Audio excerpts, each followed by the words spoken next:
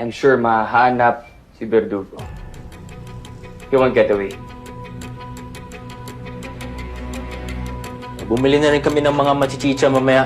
Siguradong matatagalan tayo sa paghahanap kay Verdugo.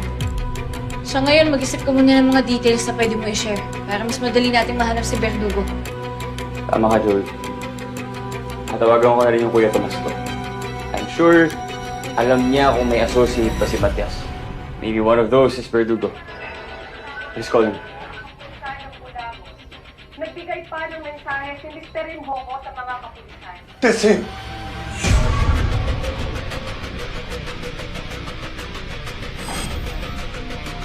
Our policemen are our real heroes.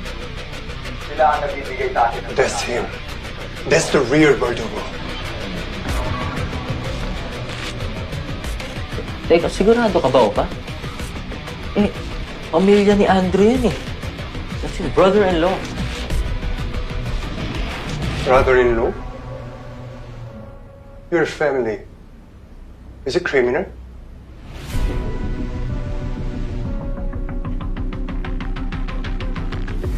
Sorry, did you say food business, Kuya?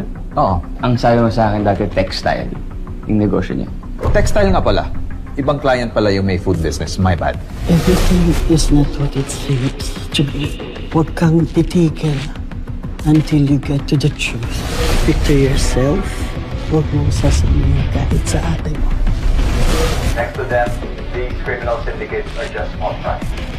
Kaya pala familiar yung boses niya. Nino? Masyado kang nagmamadali. Bakit nga ba?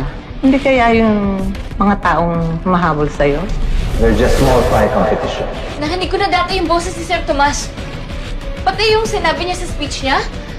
Yun din yung narinig ko sinabi niya sa Balmora nung nagkaharap si Delilah at si Verdugo. Sigurado ako. Siya nga si Verdugo. Okay, we don't have time. Let's tell the guys. No. Let me check on this first. Check what? I saw him. And Joey heard him. Or what? Are you going to warn your family? Walang kinalaman yung pamilya ko rito.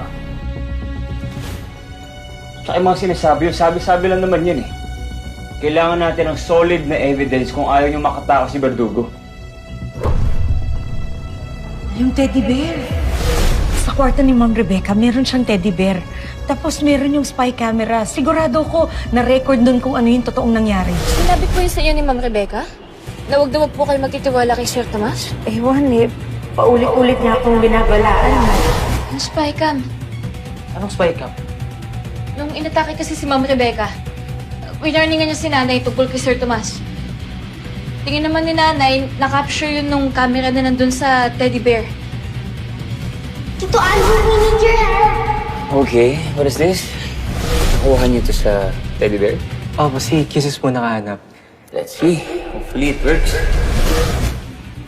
I know where that is. Pupunta ako. Hahanapin ko. Sige. Wait, are we letting him go? Yes, para sa ebidensya. Pero tama, hindi ka pwede magtagal, Andrew. After 3 hours at hindi ka pa nakakabalik dito, sasabihin ko na to kay tatay. Salamat.